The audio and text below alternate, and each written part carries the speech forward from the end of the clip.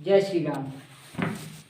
मित्रों, आप सभी का मेरे YouTube चैनल पर हार्दिक स्वागत एवं अभिनंदन है। मित्रों, आज जो विषय मैंने लिया है वह विषय बड़ा ही विशालतम विषय है।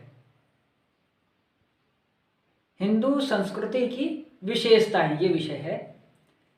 बड़ा विषय है, इसलिए इसको 2-4 दिन में छोटे छोटे वीडियो में समाप्त करने का प्रयास करूंगा। मित्रों, संस्कृति की जब बात करते हैं, जब संस्कृति शब्द का अर्थ निकालेंगे तो उसमें 2 शब्द हैं, संस धन कृति। संस यानी अच्छी, कृति यानी किया जाए, जो अच्छी कृति किया जाए, अच्छे कार्य जो किए जाएं, वह है संस्कृति।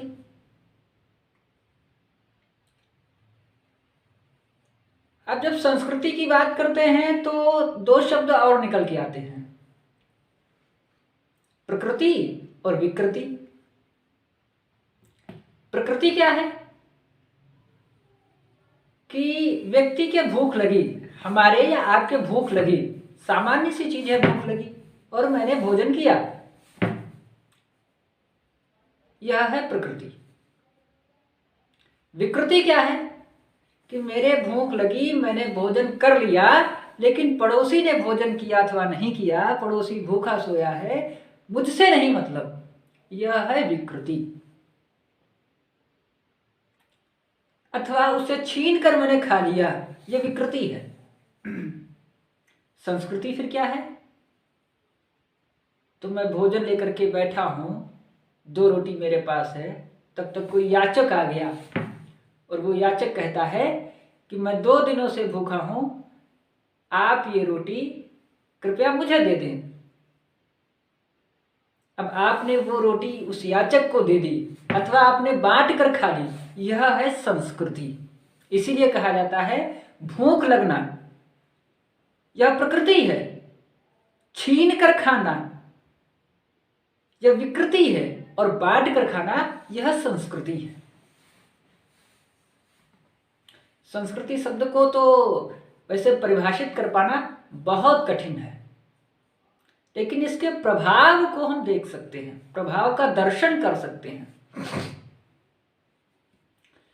वैसे तो दुनिया भर में बहुत सी संस्कृतियां हुई हैं।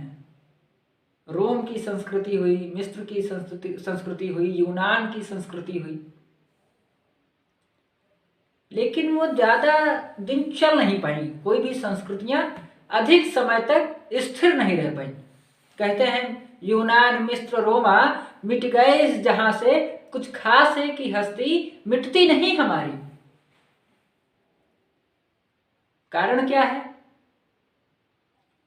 तो वहां की जो संस्कृतियां थी वो सत्ता प्राप्त, राज्य प्राप्त की संस्कृति थी। उसका उद्देश्य राज्य प्राप्त करना था, सत्ता प्राप्त करना था। इसलिए जब राज्य समाप्त हो गया, वह सत्ता समाप्त हो गई, तो वहां की वो संस्कृति समाप्त हो गई।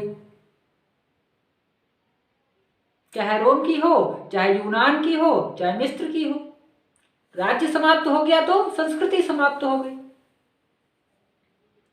लेकिन अपने यहां भारत की संस्कृति, हिंदू की संस्कृति अभी भी है।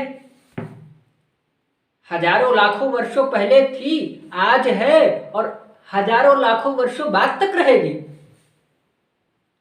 इसका कारण क्या है? क्योंकि ये आदि है और अनंत है। क्यों है? तो हमारी जो संस्कृति है, यानी जो यूनान और मिस्र की थी, वो सत्ता प्राप्त, राज्य प्राप्त का उद्देश्य था, उसका आधार था। लेकिन हमारी जो संस्कृति है, जो हिंदू संस्कृति है, उसका जो आधार है वह सत्ता प्राप्त नहीं है, वह राज्य प्राप्त करना नहीं है। उसका जो आधार है, वह आधार जो है वह है यहाँ के संत समाज, यहाँ के वेद वेदांग, यहाँ की प्रकृति, ये उसका आधार स्तंभ है। हमारी संस्कृति का ये आधार स्तंभ है।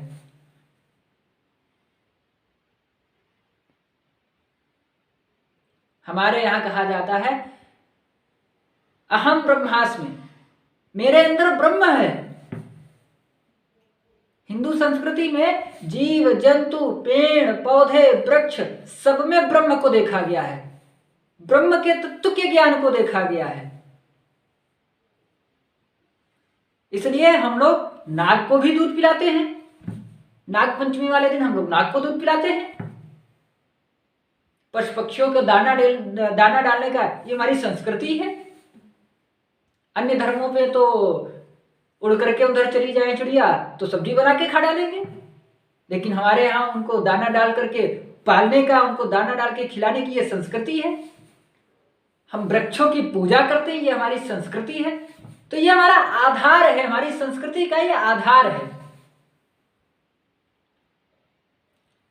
हम संत समाज को सर्वोपरि समझते हैं। पहले क्या होता था, जब राजाओं का जब राज तिलक होता था तो वो कहते थे अब मैं राजा हो गया हूं, अब मैं दंड का अधिकारी नहीं हूं। तो जो पुरोहित हुआ करते थे वो उनके ऊपर एक औजार टाइप कर रख करके वो कहते थे कि नहीं, धर्म सबसे बड़ा है, राजा नहीं सबसे बड़ा है, इसलिए आप दंड के अधिकारी हैं। यानी उस राजा से बढ़ करके उस राज्य में उस पुरोहित अथवा जो वेदाचारी थे उनको महत्व दिया जाता था। इसलिए अपने यहाँ धर्म सबसे बड़ा है, संत समाज सबसे बड़ा है और प्रकृति सबसे बड़ी है। ये हमारी हिंदू धर्म की विशेषता है, इसलिए ये अभी अक्षुण्ण बनी हुई है। आज के वीडियो में बस इतना ही। अभी आगे और वीडियो बनाएंगे, इस पर और भी बातें करेंगे। तब तक के लिए धन्यवाद। अगर मेरा चैनल, मेरी बात अच्छी लगी हो तो कृपया सब्सक्राइब करें, वीडियो को लाइक करें और शेयर करें, ताकि मुझे और प्रोत्साहन मिल सके और अध्ययन करके मैं अपनी बात को आप तक पहुंचा सकूं। धन्यवाद। जय श्री राम।